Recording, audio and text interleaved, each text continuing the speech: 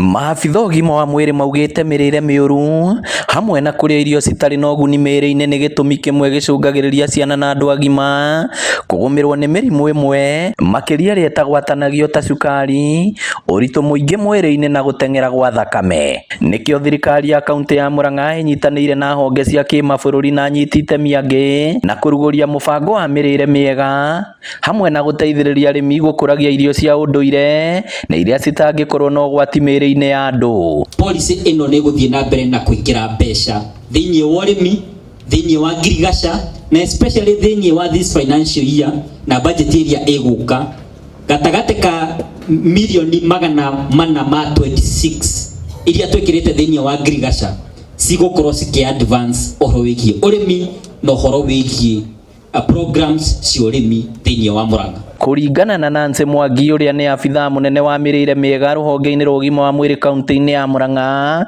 ũthuthuria ũrĩa wĩrĩga gwĩkwo mwaka wa 2022 namba ya ciana na andũ agima arĩa mena mĩrimũ yumanĩte na mĩrĩre mĩũru ĩrathiĩ na mbere kwambatĩra. We are facing a triple burden of malnutrition, and that means that we have undernutrition, overnutrition and micronutrient deficiencies. So our population are suffering from 3 forms of malnutrition. Ũyũ nĩ thĩna ũcokagia thirikari nene na cia matũra na thutha kuona no nginya mĩrimũ ĩno ĩhũranwo nayo. Veronica Kirongo ũrĩa nĩ abitha wa rũhonge rwa ũgima wa mwĩrĩ akiuga thirikari nene nĩ ĩhũthagĩra kĩmanjĩka kĩa mũigana wa ciringi mirioni 374 oro mwaka gũteithĩrĩria arĩa mekora na thĩna ta ũyũ. So we would like your support. We still have the consultant to support the county to ensure that we move from a policy to a nutrition bill, and that special purpose account that now has 123 million